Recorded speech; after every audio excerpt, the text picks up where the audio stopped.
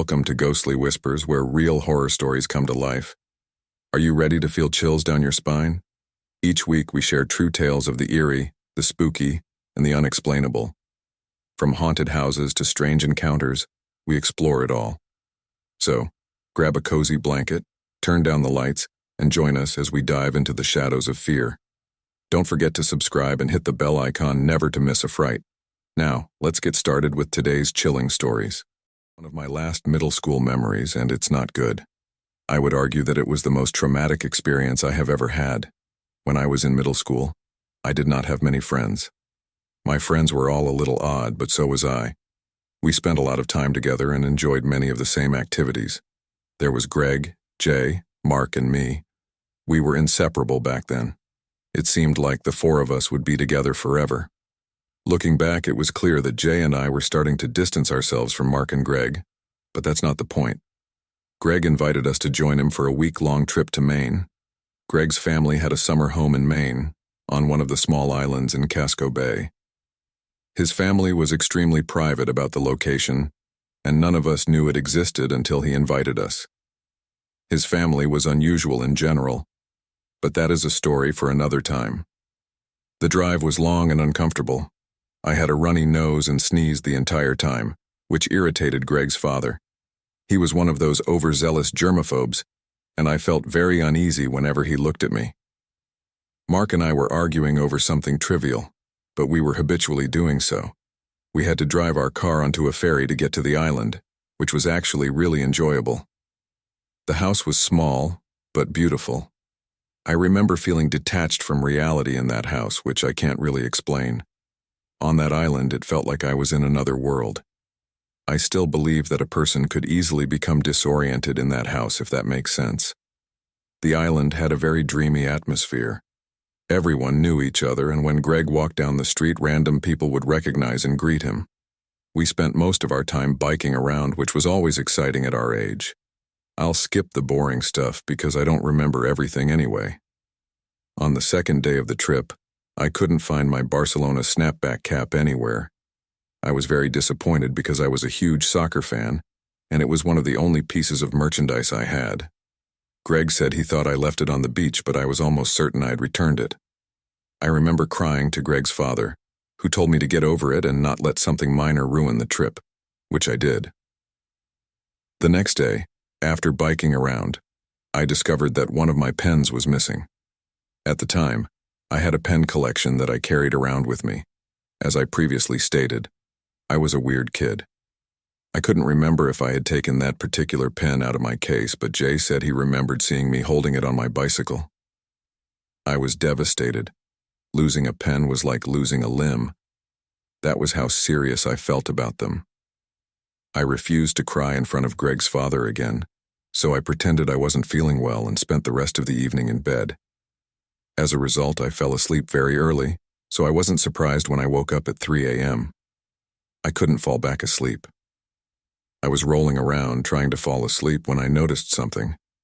I paused for a few seconds to confirm what I was hearing. Someone was whispering, almost inaudibly. I had to concentrate highly even to hear it. Was I dreaming? There was no way. I tried everything I could to hear what they were saying but couldn't understand. It sounded like it was coming from Mark's bed, the top bunk across the room from mine, but I couldn't be sure. I waited for a few minutes, but the whispering continued. For some reason, I was afraid to say anything or admit I was awake. I eventually put the whispering out of my mind and fell asleep. The following morning, I tried to forget what had happened the night before. I considered asking my friends which of them had been doing it, but ultimately decided against it. We played a dumb game in the yard when Mark said he needed to use the restroom. He was gone for quite some time, as was typical of Mark, who took his time with everything. I eventually looked back at the house and had to do a double take. Mark stared blankly at us from one of the second-floor windows. I assumed he was in the bathroom, but it hit me. Greg's house did not have a second-floor bathroom. I turned to see if Greg or Jay had noticed, but neither was looking. When I turned to look back at the house, Mark had vanished.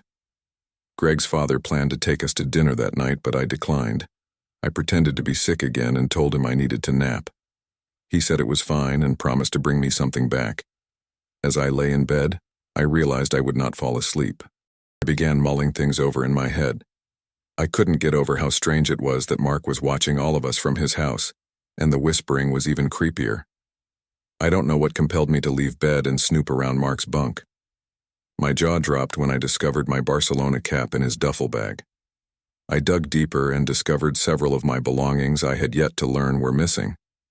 My mother had packed me a nail clipper, an extra toothbrush, and most disturbingly, a pair of underwear.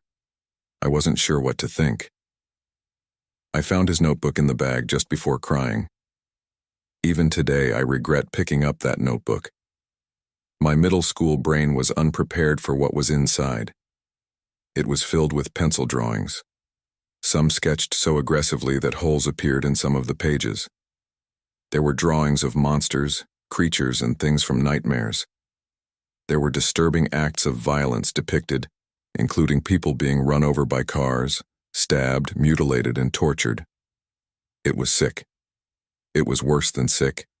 It was demonic. Honest to God, demonic. There were drawings of me there.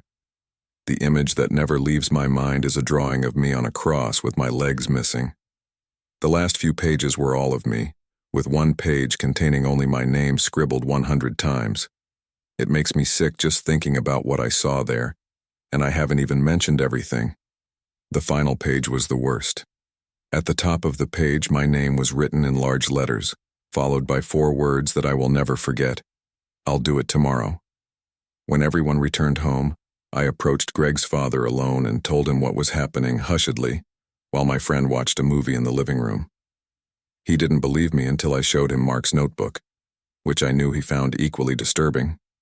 He wasn't sure what to do. He told me to return everything to the way I found it. I didn't want to, but he was the adult so that I couldn't say no. As I put the notebook back together, I made a snap decision and tore one of the pages out. Meanwhile, Greg's father dashed out into the living room informing everyone that there was a family emergency and that we needed to end the trip early. As we frantically packed our belongings, I could feel Mark's gaze burning a hole in my back. I was afraid to look at him. We pulled out of the driveway, took the first ferry off the island, and drove home without stopping. Greg's father dropped off Mark first, then James. James and Greg lived on the same street, so he let Greg leave the car with him. As we drove to my house, Greg's father informed me that he had spoken with Mark's parents and that it was best not to mention anything to them. Greg and Mark's families were very close, so it made sense. When I got home, however, I couldn't last 10 minutes. I broke down crying and told my parents everything. They were furious and called the cops in the same minute. My parents were also outraged that Greg's father would attempt to sweep something so serious under the rug. Following that, things got a little fuzzy. I remember crying again as I told the police what had happened. When they asked for proof, I showed them the page I ripped from Mark's notebook. That was sufficient. The police obtained a warrant and eventually discovered the notebook. My belongings were all returned, except my pen, which the police could never locate. My parents did not tell me much about what happened, but I never saw Mark again. His family moved and he never returned to school. I never hung out with Greg again. But I'm writing now because I received an anonymous letter in the mail last week. It said, "I remember everything," and the envelope contained the pen Mark had stolen from me all those years ago. I am still determining how he found my address or why it took him so long to contact me. I suggest switching apartments. If anyone has any advice on my situation, I'd be grateful. This story is still fresh in my mind because it happened just last week when I wrote this. My extended family is odd. I won't go into detail, but almost everyone is either a gun enthusiast, an avid hunter, or both. Most families vacation in the summer, but mine usually goes in the winter. We don't take typical vacations, though. Every season, the adults pitch in and rent a house for a week in some remote location, usually in the woods. This time, it was a cabin in Vermont. I say cabin, but it was more like a castle because it needed to accommodate all of us. Here comes the strange part. We play many weird games as a family, and most of them involve shooting in some way. Here's the strangest one. On the second to last night, all the adults dress warmly and head out into the woods for a massive game of laser tag. I understand how ridiculous this sounds. I've had people leave my life because of my family. Every year, the winner receives a generous sum of money and a lot of bragging rights. And we played with this really cool industrial-grade set that my uncle Lucian made. He was the most enthusiastic about this whole thing. The rules were straightforward. Every man for himself with the last person tagged winning. The prize was split if more than one person was left by midnight. Once tagged, you went to the fire pit outside the house. Once the second to last person returned, everyone fired a round into the air to notify the last person left that they had won. I had just turned 18, and this was my first time being allowed to play. I'd be lying if I said I wasn't excited to play. Not for the money, but simply because it sounded fun. As we were about to head outside, Lucian made sure we all understood how the equipment worked and where to keep our markers so that the game would be fair. Then, he told us to set a 10-minute timer on our phones so we knew when to start. Then, without warning, he turned and dashed into the woods as if he were in a track race. My relatives followed suit, dispersing in all directions. I noticed that most of them had run uphill, so going downhill gave me a better chance of lasting longer. It was dark, but the snow on the ground made things more visible. I'm not sure how many of us were playing, but it was a large group, at least 10 of my cousins and 2 sets of parents, including mine. Our family is pretty large. After venturing deep into the forest, I found a small perch from which I could see a favorable distance up the hill, so I decided to wait there and catch my breath. I sat there for a while trying to figure out what to do.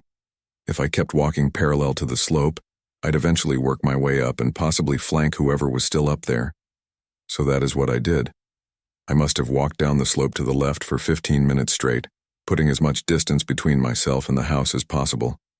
Time wasn't an issue because there were still about 2 hours until midnight. I began walking up the slope. I just heard a faint crunching sound over my left shoulder, in the opposite direction, from my uncle. I jumped behind the nearest tree, hoping whoever it was couldn't get a clear shot.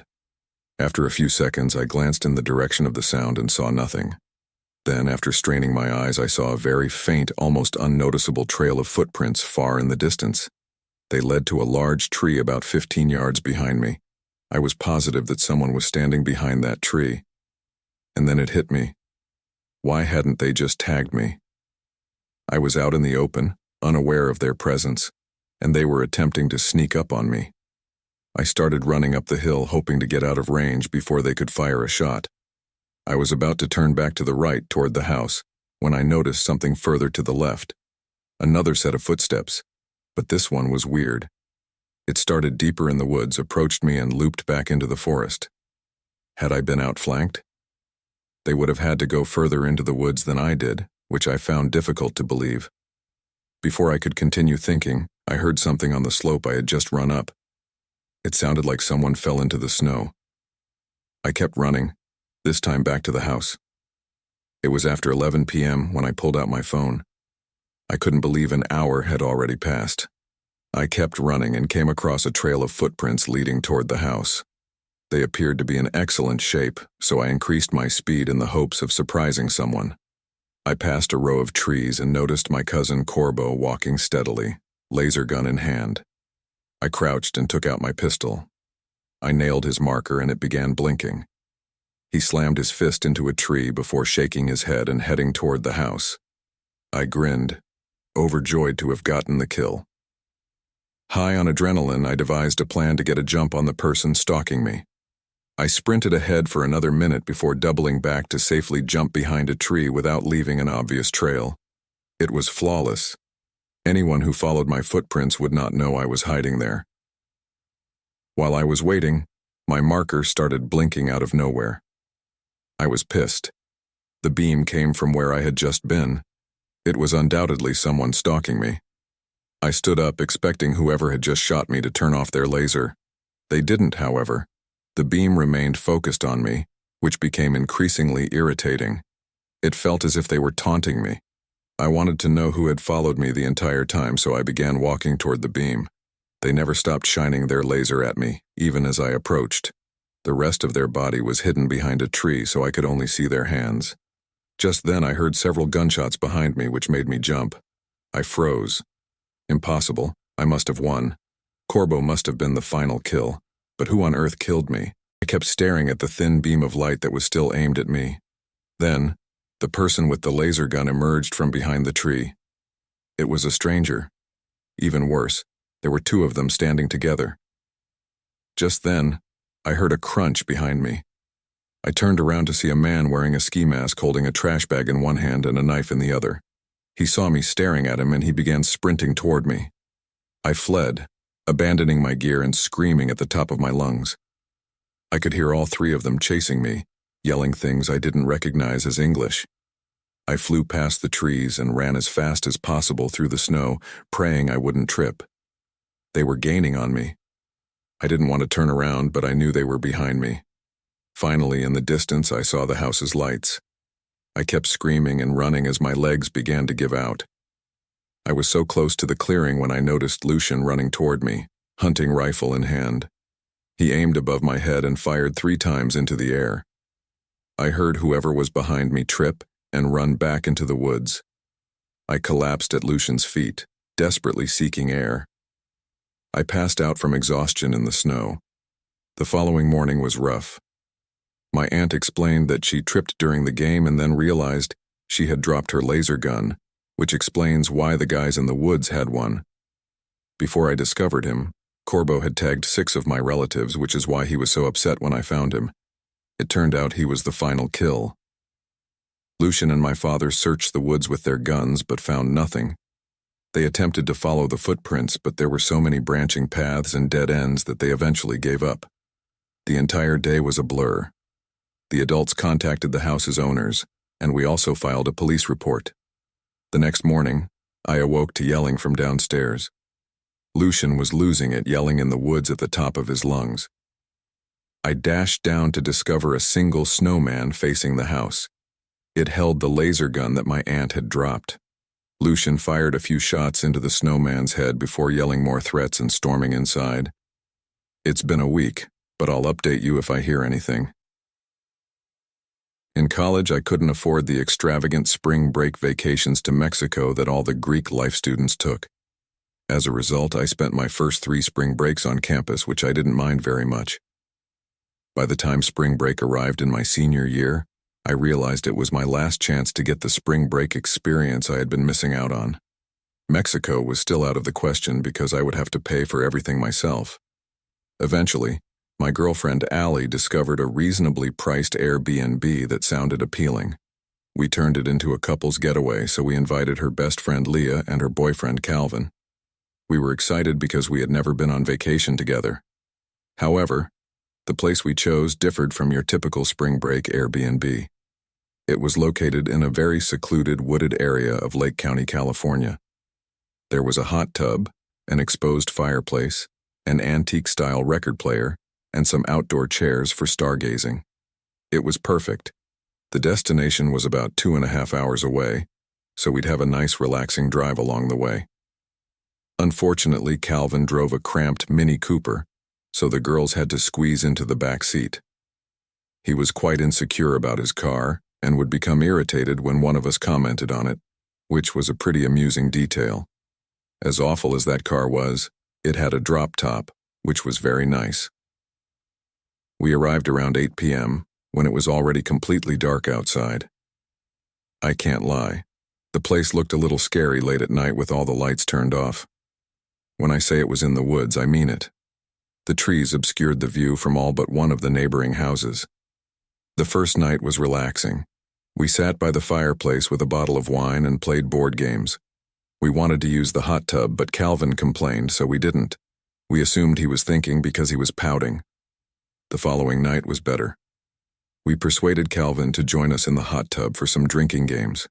The hot tub was connected to the back of the house, but it was in its small room with only screens for walls. We enjoyed blasting music while playing Never Have I Ever. That point all buzzed us. Just then, a bright light flashed across the spa room. If it had been raining, we would have assumed it was lightning because it was so bright. I quickly turned off the music. The 4 of us stared at each other, hesitant to say anything. I exited the hot tub quietly and went from the spa room to the back deck. I looked into the woods but was too dark to see anything. Suddenly, I heard a clicking sound coming from the woods. A few seconds later, I heard another coming from a different direction. Then a whistling sound started. The sounds kept coming, clicking and whistling from too many places to keep track of. I yelled for Calvin and the girls to run inside and followed them in. The four of us huddled in the living room, unsure what to do. I assumed it was a dumb prank or someone playing us, which is why we didn't call the cops right away. A few minutes later, however, someone began banging on the front door. The girls were hysterical, so I told Calvin to call the cops while I grabbed the largest knife in the kitchen and prepared to protect everyone if necessary. I yelled in a deep voice that I had a gun, which was a bluff. The banging has stopped. Calvin said the cops were on their way, but could be miles away from nowhere. We waited silently for a few minutes. It was the most tense moment of my life. Just when we thought the nightmare was over, one of the living room windows broke. Someone had thrown a huge rock through it. The girls screamed, so I told everyone to run upstairs and lock the door. I remained downstairs, bracing myself for a fight. By some miracle, no one rushed through the window. I eventually ran over to inspect the window and discovered a piece of paper taped to the thrown rock. The words, "Go away, you should not be here," were scribbled in black ink. The police arrived shortly after that and thoroughly searched the property. They, of course, discovered nothing. We wouldn't wait for them. We packed up and left that night. The Airbnb host eventually refunded us, though they refused to discuss the situation. My girlfriend believes there is something the owner did not tell us. Maybe she's correct. That would explain why the place was so cheap.